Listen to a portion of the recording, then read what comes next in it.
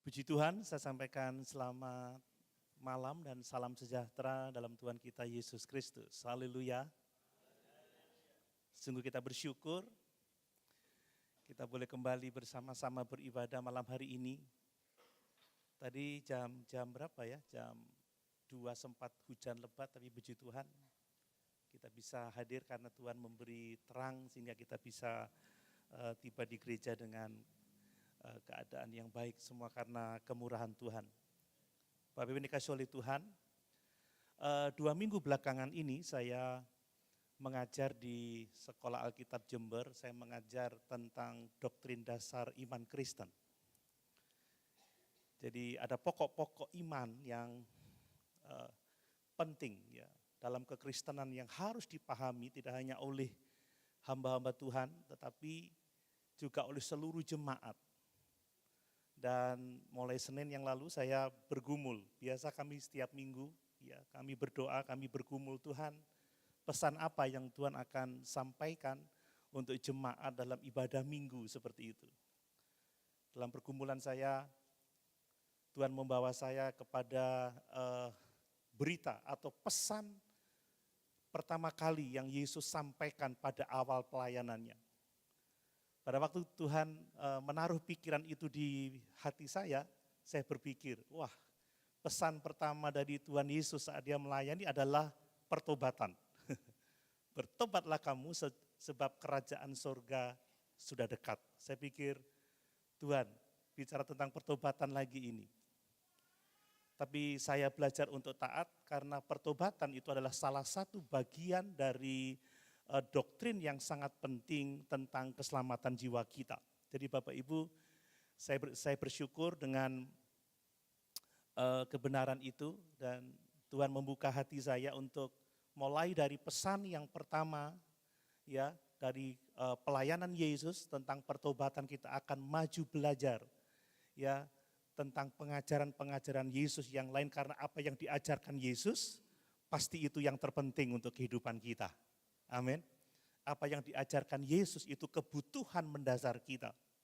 Sebab dialah sang firman yang menjadi manusia. Dia datang untuk menyelamatkan jiwa kita. Dan apa yang diajarkannya itu penting untuk kita. Karena itu akan menuntun kita kepadanya dan kepada kehidupan yang kekal. Mari kita akan belajar tentang pesan pertama Tuhan kita Yesus Kristus dalam pelayanannya. Kita akan membaca di dalam Matius pasal yang keempat, kita baca ayat 12 sampai ayat yang ke-17. Ya kita akan berbicara tentang pertobatan saudara, sebagai pesan atau berita yang pertama Yesus sampaikan di awal pelayanannya. Saya membaca untuk kita sekalian, Matius pasal 4 ayat 12 sampai 17. Demikian firman Tuhan. Tetapi waktu Yesus mendengar bahwa Yohanes telah ditangkap, menyingkirlah ia ke Galilea. Ia meninggalkan Nazaret dan diam di Kapernaum, di tepi danau, di daerah Sebulon dan Naftali. Supaya genaplah firman yang disampaikan oleh Nabi Yesaya. Tanah Sebulon dan tanah Naftali, jalan ke laut, daerah seberang sungai Yordan, Galilea, wilayah bangsa-bangsa lain. Bangsa yang diam dalam kegelapan telah melihat terang yang besar. Dan bagi mereka yang diam di negeri yang dinaungi maut, telah terbit terang. Sejak waktu itulah Yesus memberitakan, bertobatlah sebab kerajaan sorga sudah dekat. Puji Tuhan. Silakan duduk. Bapak Ibu Saudara yang dikasihi oleh Tuhan, setiap awal pelayanan itu memiliki makna yang sangat penting. Itulah sebabnya kenapa kita akan belajar bersama-sama untuk melihat awal pelayanan yang dilakukan oleh Tuhan kita Yesus Kristus. Kita akan mempelajari apa yang dia beritakan, apa yang dia sampaikan, pesan apa yang pertama kali dia sampaikan dalam pelayanannya. Nah, kata pertama yang diucapkan oleh Tuhan Yesus pada awal pelayanannya itu akan menjadi cerminan tentang apa yang menjadi inti dari visinya. Jadi apa yang Yesus ucapkan pertama kali itu menunjukkan kepada inti dari visi pelayanannya. Dan ketika ia memulai pelayanan publiknya Bapak Ibu ya, kata yang pertama-tama keluar dari mulutnya, dia tidak berbicara tentang mujizat, dia tidak berbicara tentang berkat, dia tidak berbicara tentang kesembuhan, dia tidak berbicara tentang hal-hal yang lain. Tetapi Yesus berbicara tentang pertobatan. Bapak Ibu, kira-kira seandainya Yesus ya beberapa hari lagi akan datang, bukan datang untuk mengakhiri dunia ini dan menghakimi dunia ini menjemput kita, tetapi datang untuk berkhotbah di gereja ini, kira-kira khotbah apa yang saudara harapkan dari Tuhan Yesus Kristus? Apakah saudara siap mendengar pesannya tentang pertobatan? Nah, inilah yang disampaikan oleh Tuhan Yesus. Sekali lagi, dia tidak berbicara tentang berkat, tidak berbicara tentang kesembuhan, tidak berbicara tentang mujizat, tidak berbicara tentang keberhasilan, tetapi tentang pertobatan. Dia berkata, bertobatlah sebab kerajaan sorga sudah dekat. Nah, dari sini kita bisa paham bahwa Yesus datang bukan sekedar untuk memperbaiki keadaan sosial masyarakat pada waktu itu. Bangsa yang dinaungi kegelapan, bangsa yang dinaungi oleh maut. Dia tidak sedang berbicara tentang pemulihan ekonomi atau pemulihan kesehatan orang-orang yang mendengarkannya, tidak. Tetapi Yesus datang untuk mengubah hati manusia. Mengubah hati manusia yang berdosa untuk berbalik kepada Allah dan beroleh keselamatan. Ini misi Yesus. Bapak Ibu yang dikasih oleh Tuhan, ternyata masalah utama manusia itu bukan soal ekonomi, bukan soal politik ya atau masalah-masalah yang lain. Masalah utama manusia itu adalah dosa. Itu berbicara mengenai hati yang menjauh dari Tuhan. Hati yang dikuasai oleh kegelapan. Karena itulah pesan pertama Yesus adalah panggilan kepada manusia yang dinaungi oleh dosa, yang dinaungi oleh kegelapan untuk kembali kepada Allah. Dia berkata bertobatlah, berbaliklah kepada Allah sebab kerajaan surga sudah dekat. Sekali lagi perhatikan ini sesuatu yang sangat penting. Yesus tidak berbicara tentang berbahagialah kamu atau terimalah berkat, terimalah kesembuhan, terimalah pemulihan, alami mukjizat. Tidak. Pertama-tama dia berkata, sekali lagi bertobatlah. Sebab kerajaan surga sudah dekat. Bapak Ibu dikasih oleh Tuhan, inilah inti dari Injil. Inilah inti dari karya penebusan Yesus Kristus. Kasih karunia diberikan supaya manusia dapat berbalik kepada Allah dan menikmati kehidupan kekal. Amin. Inilah inti Injil. Yesus datang supaya kita dapat berbalik kepadanya. Supaya kita dapat menikmati kasih karunia-Nya. Supaya kita dapat menikmati pemulihan hubungan dengan Dia. Mari Bapak Ibu, ya kita akan mempelajari beberapa hal tentang panggilan Tuhan untuk pertobatan ini. Saya ingin kita belajar hal-hal ini supaya dalam kekristenan kita mengalami kehidupan yang benar-benar sesuai dengan kehendak Allah. Kehidupan yang dipulihkan, kehidupan yang memuliakan Allah. Nah, berbicara tentang pertobatan, perhatikan. Pertobatan itu adalah awal dari kehidupan yang baru. Bapak Ibu, tidak ada kehidupan baru tanpa pertobatan. Nah, ketika Yesus berkata, bertobatlah sebab kerajaan surga sudah dekat, artinya sejak saat itu Yesus terus memberitakan tentang pertobatan sepanjang pelayanannya. Itu tema yang sangat penting.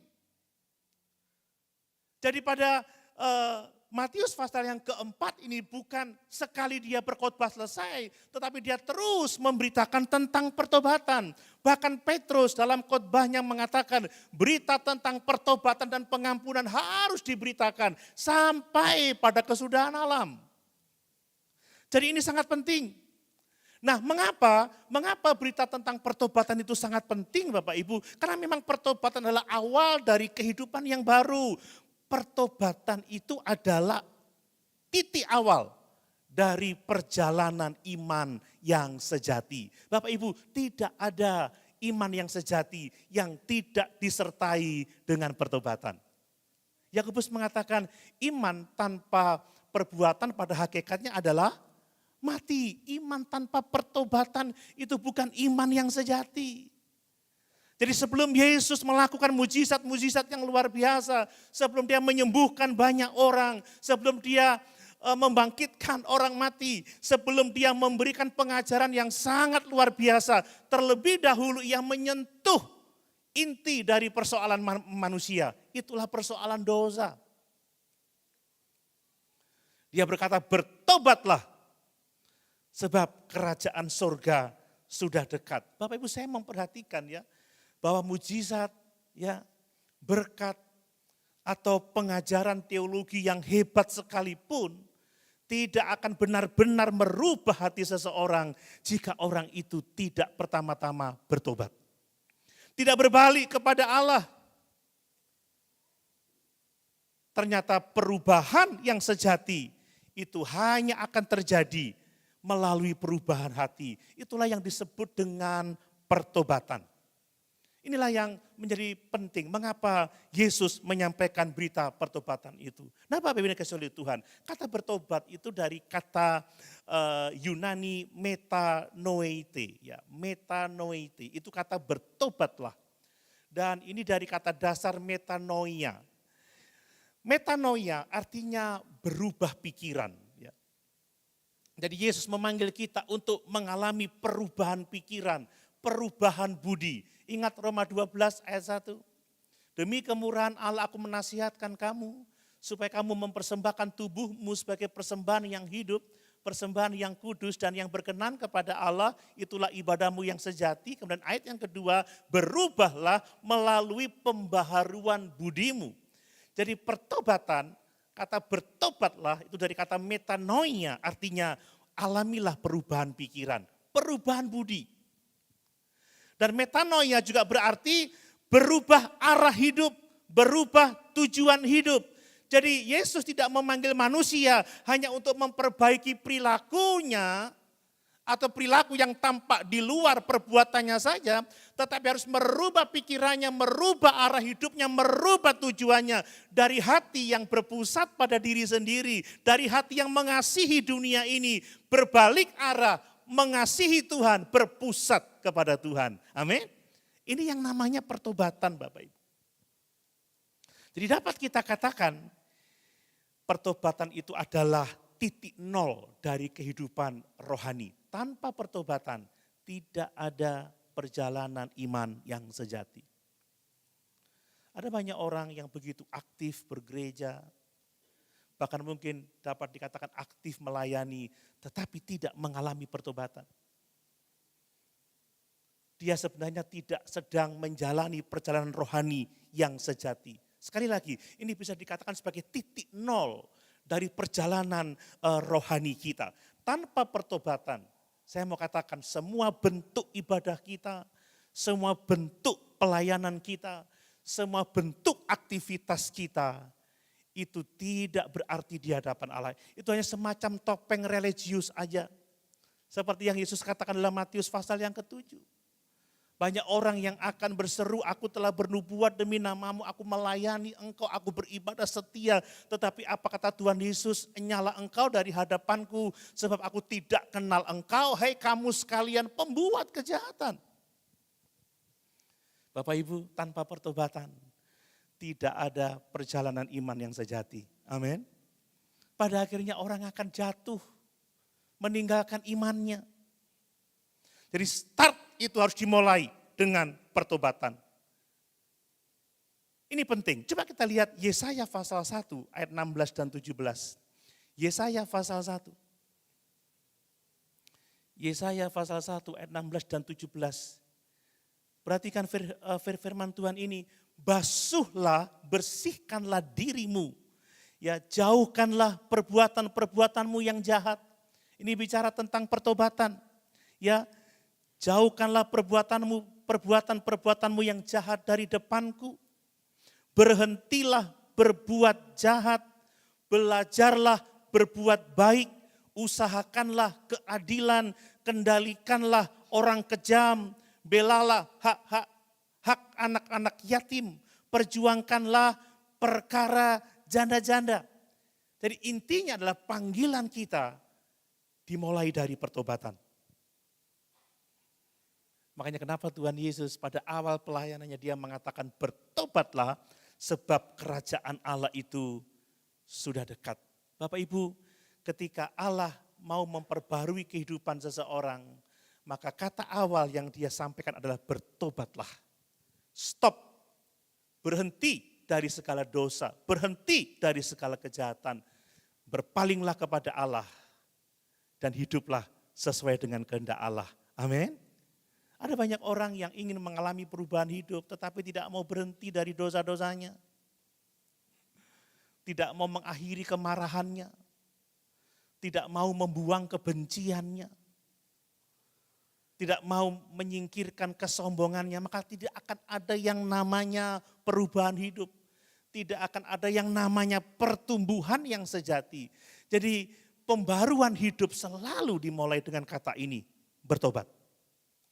Tanpa pertobatan, jangan harap ada awal perjalanan rohani yang sejati. Amin. Tanpa pertobatan, jangan harap ada berkat, jangan harap ada mujizat, jangan harap ada kesembuhan, jangan harap ada pertolongan Tuhan. Karena sebelum Yesus mengerjakan semua karyanya yang luar biasa itu, dia katakan bertobatlah sebab kerajaan surga itu sudah dekat. Nah, hal yang kedua Bapak Ibu tentang pertobatan. Ya, pertobatan itu adalah respon manusia terhadap kasih dan panggilan Allah. Pertobatan itu harus menjadi respon manusia terhadap kerajaan Allah. Ya. Pertobatan tidak lahir dari yang namanya ketakutan akan hukuman. Pertobatan itu tidak lahir dari ketakutan akan neraka. Diojo-ojoi, awas lo bertobat lo, lendak kamu nanti dihukum di neraka untuk selama-lamanya. Tidak.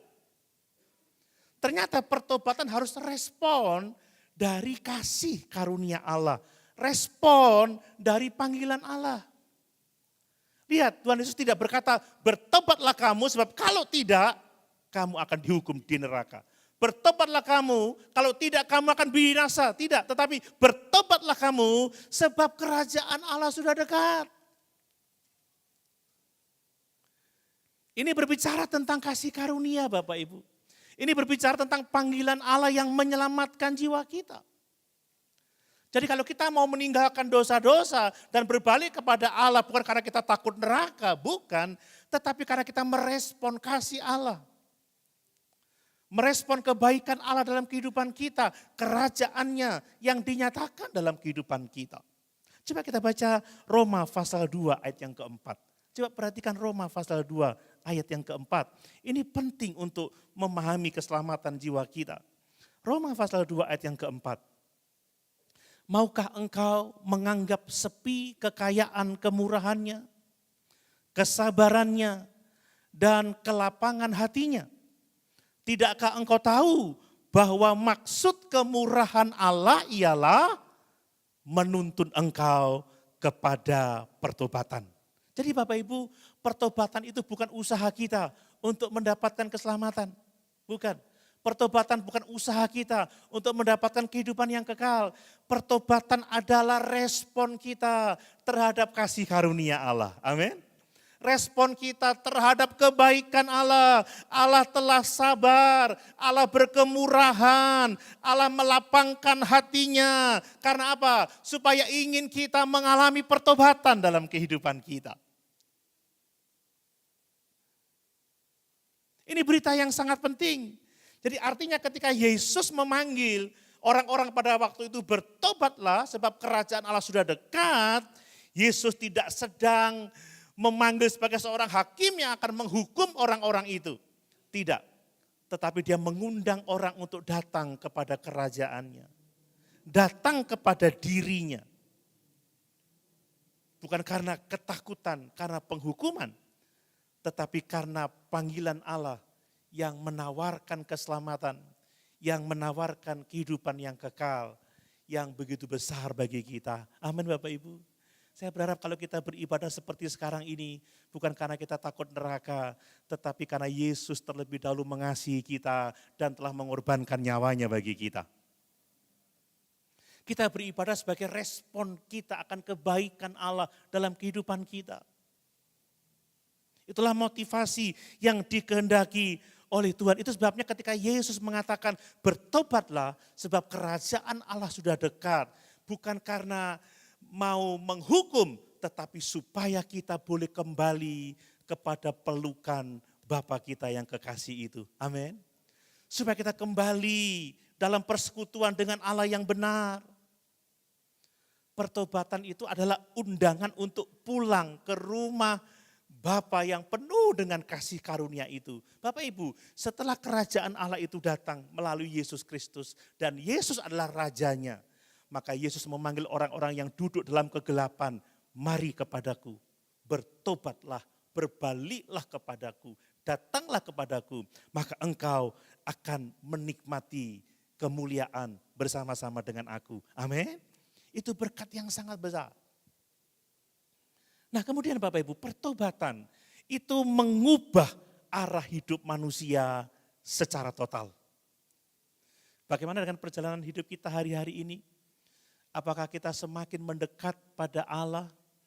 Apakah kita semakin memuliakan Yesus? Apakah hidup kita semakin mencerminkan karakter Kristus dalam kehidupan kita? Pertobatan itu bukan sekedar menyesali dosa ya, tetapi mengubah arah hidup secara menyeluruh.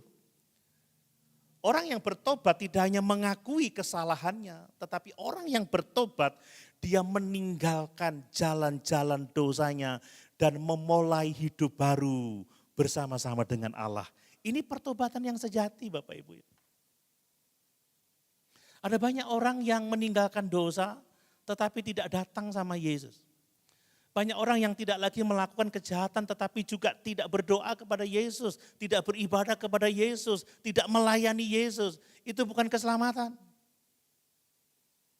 Pertobatan yang sejati adalah menuntun kita kepada persekutuan dengan Yesus. Dan kalau kita bersekutu dengan Yesus, itu artinya kita mengalami perubahan hidup yang total Bapak Ibu. Bayangkan kita membaca tadi. Bangsa-bangsa yang diam dalam kegelapan sekarang telah terbit terang. Bangsa-bangsa yang ada dalam naungan maut, terang besar telah bersinar. Artinya apa? Hidup kita berubah total. Kalau dulu kita dikuasai oleh dosa, dikuasai oleh kegelapan, di dalam Yesus, di dalam kerajaan Allah, kita menjadi anak-anak terang. Dan tidak mungkin dalam persekutuan dengan Yesus, kita tetap hidup dalam manusia yang lama. Bapak Ibu, tidak mungkin. Ya, kalau kita benar-benar tinggal di dalam kerajaan terang, kalau kita benar-benar beroleh persekutuan dengan Yesus, hidup kita pasti berubah. Ingat kata Tuhan Yesus dalam 1 Yohanes, ya kalau orang mengatakan bahwa dia tinggal di dalam terang, dia tidak bisa berbuat dosa lagi. Dan kalau orang mengaku beroleh persekutuan dengan Tuhan, tetapi tetap hidup di dalam dosa, tetap membenci saudaranya, maka sesungguhnya dia menipu diri sendiri. Kita tidak bisa tidak kalau kita sungguh-sungguh mengasihi Tuhan, hidup kita pasti berubah. Amin. Hidup kita pasti berubah, ini kebenaran Allah. Saudara, kalau saudara tinggal di rumah saya misalkan, menjadi anak saya, saudara hidup sesuai dengan aturan keluarga saya. Amin Bapak Ibu. Amin. Berbeda dengan aturan keluarga lain. Tidak bisa harus berubah. Nah kalau kita tinggal di dalam kerajaan terang, kita tidak mungkin lagi hidup dalam kegelapan. Yesus katakan, bertobatlah sebab kerajaan sorga sudah dekat. Yesus sendirilah yang membawa kerajaan sorga itu. Ini berbicara mengenai pemerintahan Allah dalam hati kita melalui Yesus Kristus. Dan kalau kita yang dulunya hidup di dalam kegelapan dan sekarang tinggal di dalam terang Kristus, hidup kita pasti berubah. Gak mungkin kita sama seperti sebelumnya Bapak Ibu. Ya. Inilah realitas yang harus kita sadari. Coba kita baca Efesus 4 ayat 22 sampai 24. Efesus 4 ayat 22 sampai 24 ditulis seperti ini. Yaitu bahwa kamu berhubung dengan kehidupan kamu yang dahulu. Harusnya, perhatikan, harus menanggalkan manusia lama yang menemui kebinasaannya oleh nafsunya yang menyesatkan. Supaya kamu dibaharui di dalam roh dan pikiranmu. Dan mengenakan manusia baru yang telah diciptakan menurut kehendak Allah di dalam kebenaran dan kekudusan yang sesungguhnya.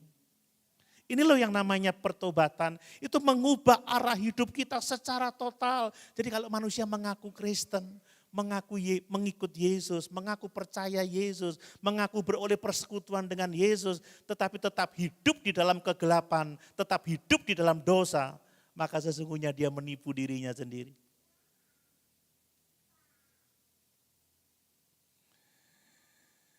Kalau kita sungguh-sungguh menerima panggilan kerajaan Allah dan kita hidup di dalam kerajaan itu, Bapak Ibu, hidup kita pasti berubah. Amin. Arah hidup kita pasti akan berubah. Jadi pertobatan yang sejati akan membuat kita bisa berkata seperti Paulus, hidupku bukannya aku lagi, tetapi Kristus yang hidup di dalam aku. Hidup kita sungguh-sungguh mencerminkan Kristus dalam kehidupan kita. Coba tayangkan Galatia 2 ayat 20. Ya. Galatia 2 ayat 20. Demikian firman Tuhan. Lihat itu, Paulus dia mengatakan seperti ini, namun aku hidup tetapi bukan lagi aku sendiri yang hidup, melainkan Kristus yang hidup di dalam aku. Dan hidupku yang kuhidupi sekarang ini di dalam daging adalah hidup oleh iman dalam Anak Allah yang telah mengasihi aku dan yang telah menyerahkan dirinya untuk aku. Itu sebabnya Bapak Ibu, setiap kali Injil diberitakan, selalu ada perubahan hidup yang nyata. Amin. Ketika seseorang disentuh hatinya oleh firman Allah, maka hidupnya pasti akan menjadi kesaksian dari kuasa Injil itu. Bapak Ibu, kalau saya boleh ada sampai saya hari ini, kalau saya dalam keadaan yang seperti ini, karena Yesus telah menyentuh saya dengan kebenarannya, Yesus telah menyentuh saya dengan Injilnya, Dia telah memanggil saya untuk mengalami pertobatan yang sejati. Bapak Ibu tahu Petrus, Rasul Petrus dia pernah menyangkal Yesus sampai 3 kali. Tetapi Yesus berdoa untuk dia, Petrus, Petrus, iblis telah menampi engkau. Tetapi aku berdoa untuk kamu supaya imanmu tidak gugur. Dan apa yang kita lihat, Yesus menolong Petrus. Dia menjumpai Petrus dan pertemuan itu tidak dapat tidak mengubah hidup Petrus. Dari seorang yang menyangkal 3 kali, akhirnya menjadi seorang pemberita Injil yang sangat berani. Bahkan dia mati martir untuk Injil Yesus Kristus. Kita lihat siapa Rasul Paulus. Dulunya dia seorang penganiaya jemaat, tetapi setelah pertobatannya, dia menjadi pemberita Injil kepada bangsa-bangsa lain. Dan dia pun hidupnya mati martir karena pemberitaan Injil Yesus Kristus. Bapak Ibu, pertobatan tidak hanya mengubah arah hidup, tetapi juga mengubah identitas kita ya. Kita sekarang menjadi milik Allah. Kita menjadi warga kerajaan Allah. Yang tadinya kita hidup untuk diri sendiri, hidup untuk dosa. Sekarang kita hidup untuk Kristus. Sekarang kita hidup untuk mengasihi Kristus. Sekarang kita hidup untuk melayani Kristus. Amin. Inilah kekristenan yang sejati Bapak Ibu. Nah yang berikutnya perhatikan. Bagaimana pertobatan itu membawa kita masuk ke dalam kerajaan Allah. Nah ini hal yang sangat luar biasa. Yesus berkata di awal pelayanannya, bertobatlah sebab kerajaan sorga sudah dekat.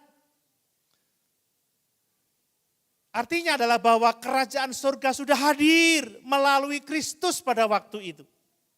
Jadi kerajaan surga bukan soal geografis, bukan masalah tempat, tetapi masalah pemerintahan Allah di dalam hati kita. Kita tahu bahwa Yesus adalah realitas dari kerajaan Allah itu.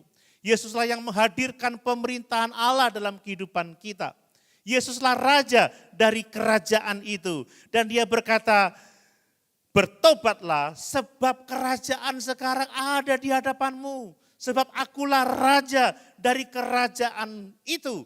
Dan hanya orang-orang yang memenuhi panggilan pertobatan yang akan masuk ke dalam kerajaan itu Bapak Ibu. Ini kebenaran yang harus kita pahami. Ya. Hanya orang-orang yang percaya, hanya orang-orang yang taat, hanya orang-orang yang mau berbalik dari kehidupan lamanya dan mendekat kepada Yesus yang akan mengalami kerajaan itu. Ketika seseorang sungguh-sungguh bertobat Bapak Ibu, dia berpindah dari kerajaan gelap menuju kepada terangnya yang ajaib. Amin.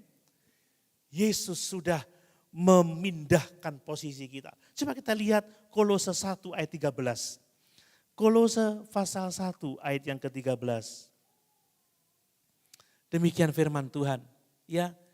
Ia telah melepaskan kita dari kuasa kegelapan dan memindahkan kita ke dalam kerajaan anaknya yang kekasih. Di dalam dia kita memiliki penebusan kita, yaitu pengampunan dosa. Orang yang sungguh-sungguh berbalik kepada Allah, orang yang sungguh-sungguh bertobat, dia akan menjadi anggota kerajaan Allah.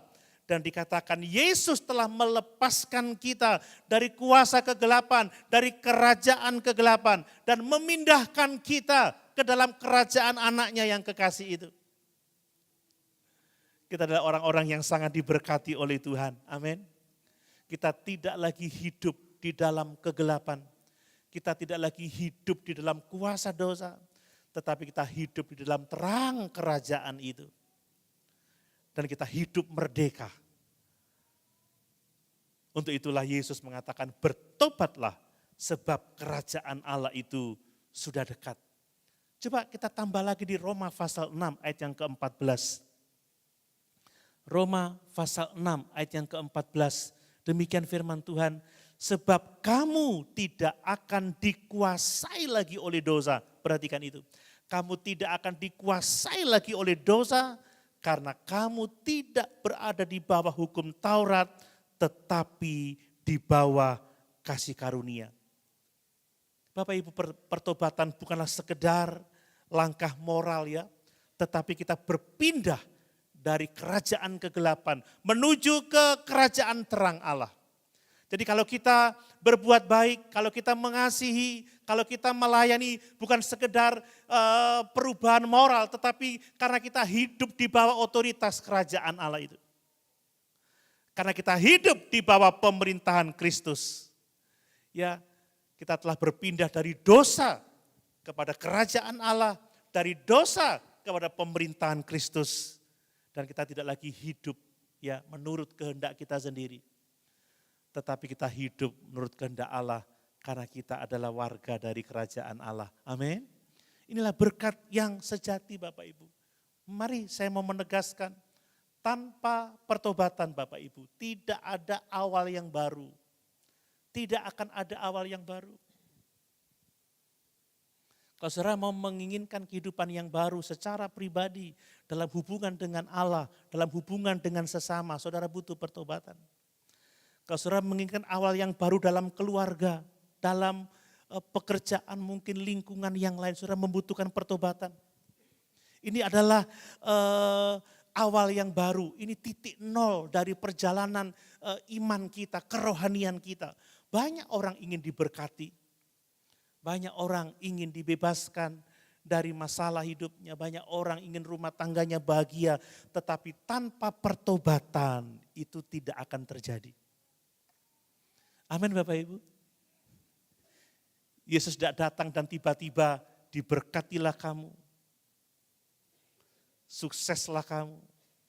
Dia nggak bicara tentang mukjizat, dia nggak bicara tentang kesuksesan, tapi dia bicara apa? Bertobatlah dan baru dia mengerjakan banyak mukjizat. Amin Bapak Ibu. Ingin awal yang baru dalam segala sesuatu? Mari kita memenuhi panggilan Tuhan ini, bertobat Bapak Ibu ya. Berkat yang sejati dimulai dari perubahan hati. Berkat yang sejati dimulai dari persekutuan yang benar dengan Allah. Dan di dalam persekutuan yang benar dengan Allah, kita akan menikmati berkat-berkat kerajaan Allah itu. Amin. Kita akan menikmati berkat-berkat Tuhan Sang Raja itu. Kemudian ya bahwa pertobatan sejati itu bukan karena rasa takut, tetapi karena kita menerima kasih Allah yang besar dalam kehidupan kita. Respon dari kerajaan Allah dan pertobatan itu harus menjadi gaya hidup kita sehari demi sehari. Ini bukanlah peristiwa yang sesaat. Bertobat itu setiap hari. Setiap hari kita perlu memperbarui pikiran kita, mengoreksi sikap kita. Ya, mendorong diri kita lebih lagi dekat dengan Allah, lebih lagi dekat dengan Allah. Ya, berbicara tentang pertobatan itu seperti orang mandi. Bapak Ibu mandi sehari berapa kali? Ya, minimal 2 kali lah ya. Pagi dan sore, atau kalau siang mungkin ada kerja bakti, pasti mandi setelah kerja bakti. Setiap hari mandi pun, saudara, kita masih terus perlu mandi, terus perlu mandi, terus perlu mandi. Ya, yang namanya bolot itu nggak habis-habis ya. Istri saya kalau sapu rumah tidak pernah seminggu sekali saudara, setiap hari. Pagi disapu, sore disapu, kadang saya lagi enak-enak ngetik, dia nyapu letak-letok, begitulah pertobatan. Pertobatan harus setiap hari, amin. Amin, harus menjadi gaya hidup kita. Mari Bapak Ibu yang dikasih oleh Tuhan. Pertobatan adalah pintu masuk ke dalam kehidupan yang baru bersama-sama dengan Allah. Itu sebabnya dia berkata, bertobatlah kamu. Itu adalah berita awal Yesus. Tanpa pertobatan tidak ada pengampunan. Dan tanpa pengampunan, perhatikan, tidak ada pemulihan. Perhatikan itu. Tanpa pertobatan tidak ada pengampunan. Tanpa pengampunan tidak ada pemulihan. Dan tanpa pemulihan tidak ada kehidupan yang baru. Tidak ada kehidupan yang baru. Inilah jalan Tuhan. Karena itu Yesus berkata, bertobatlah. Ini bukan hanya perintah, tetapi ini anugerah yang menyelamatkan jiwa kita. Dia memanggil kita keluar dari kegelapan menuju terangnya yang ajaib. Dia memanggil kita keluar dari kerajaan kegelapan menuju kerajaan terangnya. Dari dosa menuju kepada kekudusan. Dari kehidupan di bawah murka hukum Allah menuju kehidupan yang kekal. Amin.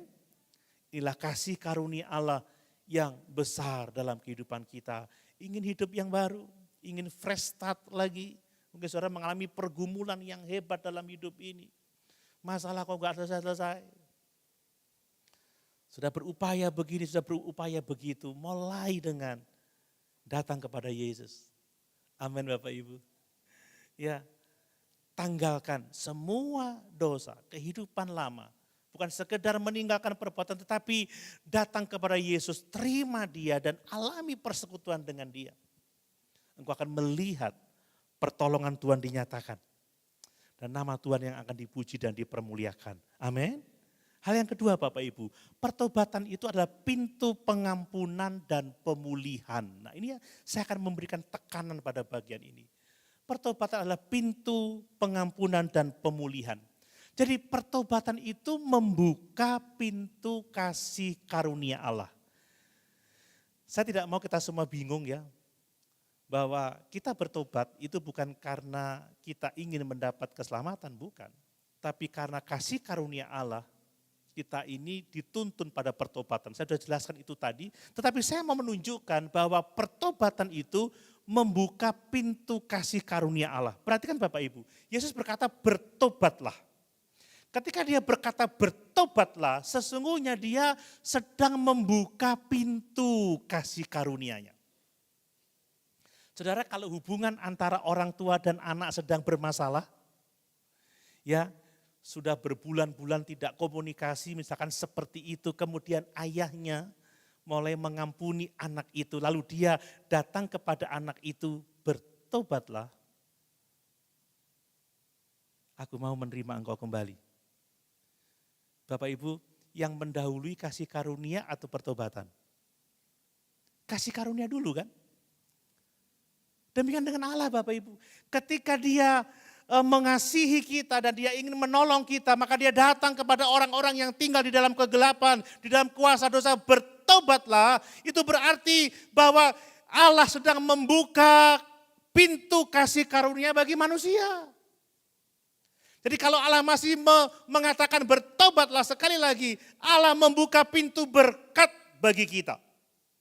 Allah tidak menunggu manusia menjadi baik untuk dia datang dan menyelamatkan manusia. Tidak, tetapi karena kasih karunia-Nya dia datang supaya manusia bisa bertobat. Amin. Ini kasih karunia Allah. Ini pesan pertama yang sangat penting. Inilah seluruh misi Yesus. Tadi kita sudah membaca, maukah engkau menganggap sepi kekayaan kemurahan Allah? Maukah engkau menganggap sepi kesabarannya? Maukah engkau menganggap sepi kelapangan hatinya? Kalau Allah berkemurahan, kalau Allah sabar, kalau hatinya lapang, itu karena dia ingin kamu bertobat. Artinya pertobatan itu adalah pintu yang terbuka menuju kasih karunia Allah. Wow, ini berkat yang sangat luar biasa. Jadi pertobatan itu bukan harga yang harus kita bayar untuk kita mendapat kasih karunia Allah, bukan. Pertobatan adalah pintu yang membuka kasih karunia Allah. Pertobatan adalah respon dari kasih Allah dalam kehidupan kita. Jadi Allah mengasihi dunia ini sehingga dia mengaruniakan anaknya yang tunggal. Supaya barang siapa yang percaya kepadanya tidak binasa, melainkan beroleh hidup yang kekal. Karena kasih karunia-Nya dia datang dan dia mengatakan bertobatlah. Sekali lagi, ini adalah berkat yang luar biasa. Kasih karunia itu selalu mendahului pertobatan. Amin Bapak Ibu. Kasih karunia selalu mendahului pertobatan. Jadi kalau Allah masih berfirman kepada kita, itu artinya kasih karunia Allah terbuka untuk kita. Kalau Injil masih diberitakan, itu artinya kasih karunia masih terbuka untuk kita. Kalau kita masih ditegur, dinasihati, itu artinya kasih karunia Allah terbuka untuk kita. Allah itu masih sabar, masih mau ngomong, masih mau menegur, masih sabar, masih berkemurahan. Itu karena Allah ingin kita mengalami pertobatan yang sejati. Ketika seseorang menyadari betapa besar kasih karunia Allah dalam hidupnya, karyanya di kayu salib, itulah yang mendorong seseorang untuk mengalami pertobatan yang sejati. Amin Bapak Ibu. Bukankah kita mengasihi Allah karena dia lebih dahulu mengasihi Allah? Saudara, seorang anak yang melihat pengorbanan ayahnya, ya kerja banting tulang, bangun pagi, pulang malam supaya dia bisa sekolah. Pasti dia akan mengasihi orang tuanya, bertobat dari kenakalannya. Kasihan papa yang bekerja begitu rupa. Saya senang dengan pendidikan di Cina ya. Beberapa kali saya melihat tayangan video di mana pelajar-pelajar itu ditunjukkan kerja orang tua yang begitu berat. Ya, sampai anak-anaknya nangis Saudara. Itu pendidikan. Makanya kenapa Injil harus terus diberitakan. Kenapa salib harus terus diberitakan dengan melihat kebaikan Allah, dengan melihat kemurahan Allah, pengorbanan Allah di dalam Yesus Kristus. Itu yang menuntun kita untuk mengalami pertobatan yang sejati. Amin Bapak Ibu. Amin. Bukankah kita datang ke tempat ini karena kita mengasihi Tuhan? Karena kita menghargai pengorbanannya yang besar di atas kayu salib. Karena cintanya yang besar kepada kita. Kita datang bukan karena kita takut neraka. Karena Yesus sudah terlebih dahulu mengasihi kita. Kenapa kita berlutut, kenapa kita menangis, kenapa kita memuji, kenapa kita meninggalkan dosa-dosa kita. Karena kita dianugerahi, karena kita diberkati, karena kita dikasihi oleh Allah. Itu yang mendorong kita untuk datang, bertobat dan melayani Dia. Itu motivasi yang benar. Kita ke gereja bukan cari kesenangan kok. Enggak cari kesenangan daging, tetapi kita mau mencari kesenangan Allah kita.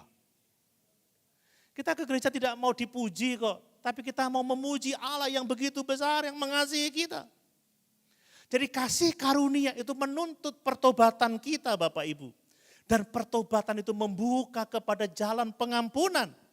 Keduanya saling terkait, pertobatan dan pengampunan. Ini karya Allah yang sejati, tanpa kasih karunia.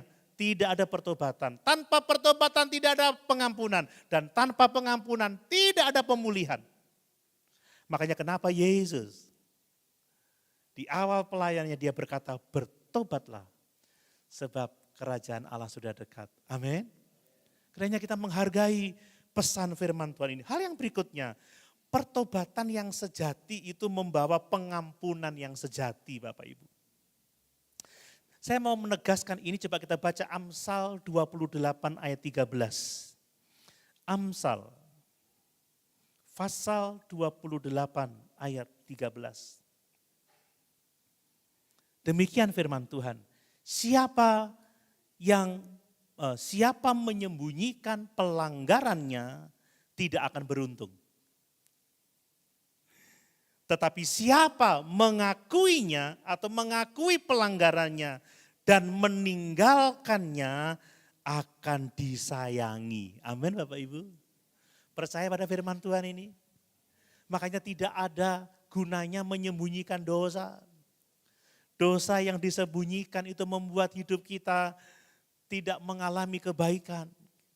Dikatakan tidak beruntung saudara. Tetapi siapa yang mengakui dosanya, yang meninggalkan dosanya. Ini orang-orang yang bertobat itu akan disayangi. Ingat 1 Yohanes 1 ayat yang ke-9. Kalau kita mengaku dosa kita maka Allah itu setia dan adil.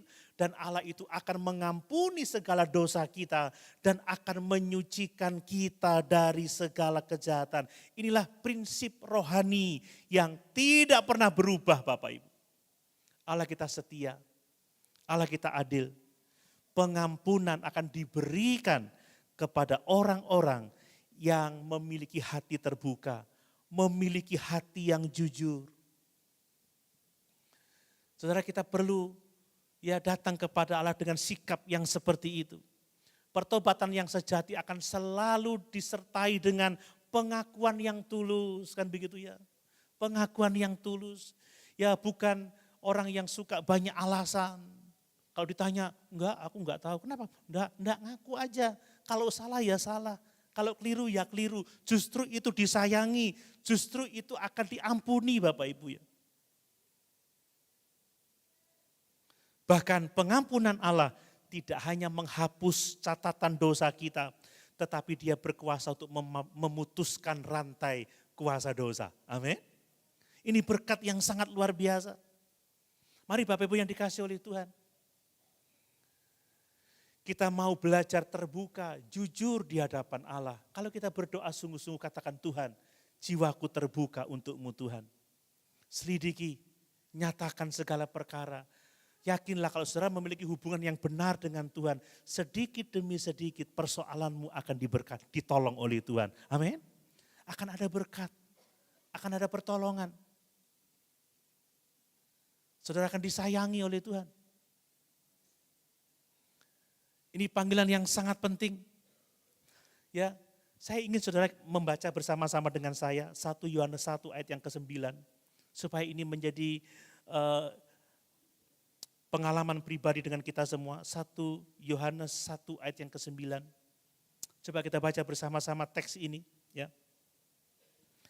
1 Yohanes 1 ayat yang ke-9. 2, 3. Jika kita mengaku dosa kita, maka Ia adalah setia dan adil, sehingga Ia akan mengampuni segala dosa kita dan menyucikan kita dari segala kejahatan. Amin. Ini firman Allah tidak berubah dulu, sekarang dan sampai selama-lamanya. Ingat dalam Lukas pasal yang ke-7, ketika ada seorang yang berdosa, seorang perempuan yang berdosa, dia mencucurkan air matanya, dia datang kepada Yesus. Dan apa kata Tuhan Yesus? Hai anakku, dosamu telah diampuni, imanmu telah menyelamatkan engkau, pergilah dengan selamat. Orang yang tidak malu mengakui dosanya di hadapan Yesus, di hadapan Allah, dia akan disayangi.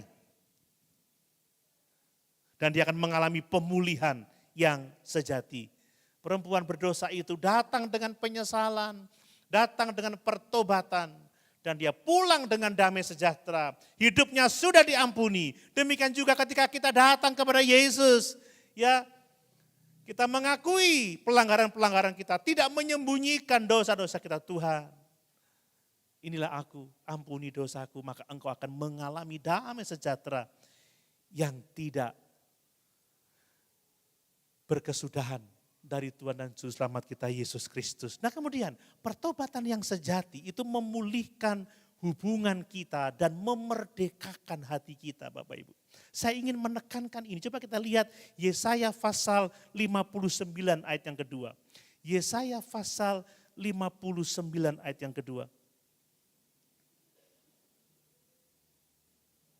Ini ayat yang sangat populer, perhatikan di situ, tetapi yang merupakan pemisah antara kamu dan Allahmu ialah segala kejahatanmu. Dan yang membuat dia menyembunyikan diri terhadap kamu sehingga ia tidak mendengar, ialah segala dosamu. Jadi dosa itu telah memisahkan manusia dari Allah. Kalau kita terpisah dari Allah, kita pasti akan terpisah dari berkat-berkatnya. Ia merusak hubungan kita dengan Allah. Namun ketika seseorang bertobat, ya, memenuhi panggilan Yesus. Ketika seseorang mau mengakui dosanya, tidak menyembunyikan pelanggarannya. Dia dikasihi, dia diampuni, dia dipulihkan. Dan dia mengalami yang namanya kemerdekaan hati. Amin.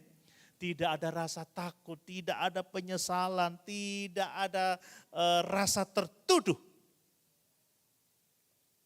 Bapak Ibu, ini kunci. Ya, untuk kita memiliki relasi yang benar dengan Tuhan. Dan mengalami pemulihan dalam hidup kita.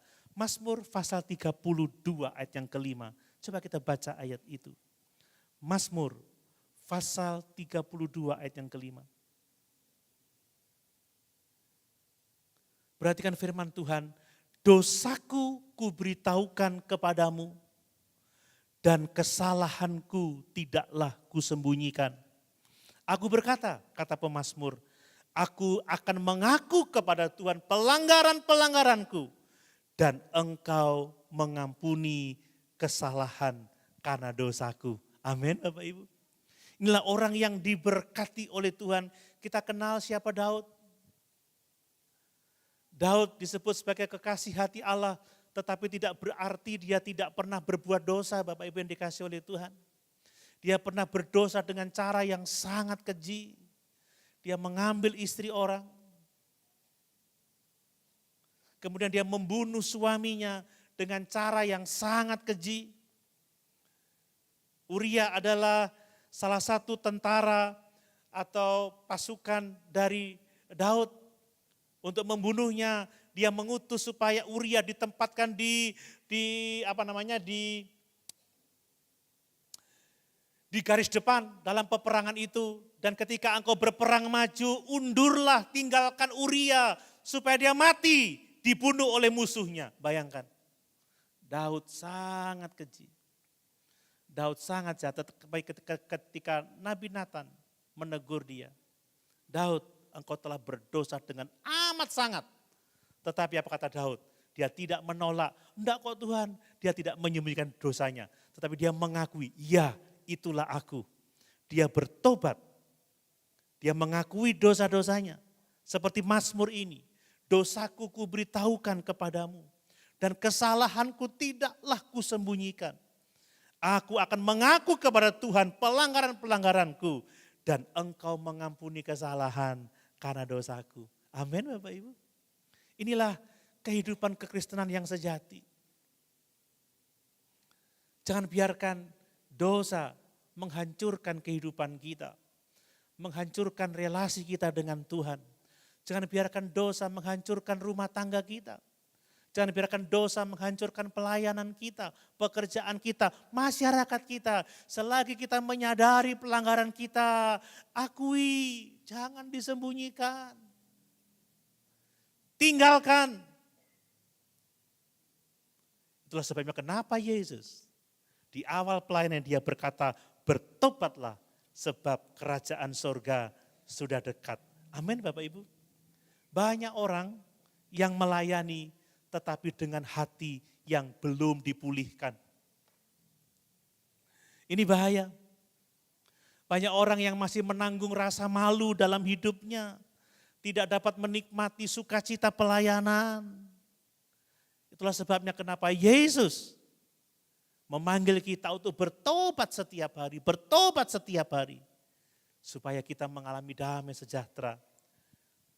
Supaya kita mengalami persekutuan yang indah dengan Tuhan. Amin. Dan selanjutnya Bapak Ibu, yang terakhir saya mau menyampaikan bahwa pertobatan itu membuka jalan untuk mengalami pemulihan secara total. Yesus tidak hanya mengampuni dosa, tetapi memulihkan seluruh kehidupan kita. Kalau kita sungguh-sungguh bertobat, kita hidup dalam persekutuan dengan Dia. Kalau kita sungguh-sungguh ada di dalam kerajaannya, Ia akan menyembuhkan luka-luka batin kita. Amin Bapak Ibu. Dia akan memulihkan arah hidup kita. Dia akan menyegarkan kembali panggilan rohani kita yang telah pada mungkin. Kita udah mulai lemah, kita kecewa, kita doa sudah tidak lagi bersemangat, ibadah sudah ogah-ogahan. Pelayanan sudah malas kan begitu ya, kadang-kadang tante aku mundur aja dari pelayanan begitu. Banyak orang yang terbeban dengan cara yang seperti itu. Tetapi kalau kita memenuhi panggilan Tuhan ini Bapak Ibu, kita akan dipulihkan. Ini inti dari kekristenan yang sejati. Coba kita lihat di dalam Yoel pasal 2, Yoel pasal 2 ayat 25 dan 26. Yoel pasal 2 ayat 25 dan 26. Perhatikan ini. Aku akan memulihkan kepadamu tahun-tahun yang hasilnya dimakan habis oleh belalang pindahan, belalang pelompat, ya belalang pelahap dan belalang pengerip, tentaraku yang besar yang kukirim ke antara kamu. Maka kamu akan makan banyak-banyak dan menjadi kenyang. Dan kamu akan memuji-muji nama Tuhan Allahmu yang telah memperlakukan kamu dengan ajaib. Dan umatku tidak akan menjadi malu lagi untuk selama-lamanya. Amin. Pertobatan bangsa Israel telah mendatangkan pemulihan yang besar. Dan percayalah Bapak Ibu, pertobatan kita akan mendatangkan pemulihan yang sangat besar. Kita tahu bahwa masalah tidak akan selalu dihapuskan dari kehidupan kita, tetapi persekutuan dengan Tuhan memastikan bahwa kita dipulihkan. Amin. Bahwa kita diberkati, bahwa kita ditolong oleh Tuhan. Mari ya, kita harus datang kepada Tuhan dengan apa adanya. Inilah aku Tuhan. Ya. Inilah hidupku. Kita tidak perlu datang dengan topeng rohani, tetapi tunjukkan siapa diri kita yang sebenarnya. Pengampunan selalu dimulai dari kejujuran di hadapan Allah. Terbuka di hadapan Allah, menangislah di hadapan Allah. Tuhan, aku menyesal. Aku tidak menyembunyikan pelanggaranku dan izinkan Allah bekerja dalam kehidupan kita. Ya, memberi damai sejahtera. menghapuskan rasa malu, menghapuskan rasa bersalah. Dan jangan biarkan dosa yang sudah diampuni itu menghantui kehidupan kita. Lalu lepaskan pengampunan kepada sesama. Ini yang mendatangkan pemulihan dan hiduplah kembali dalam panggilan Allah untuk mengasihi Dia, untuk melayani Dia. Karena pertobatan bukan akhir dari segala-galanya, tetapi awal dari pemulihan yang sejati. Setiap hari hidup kita akan dipulihkan oleh Tuhan. Amin.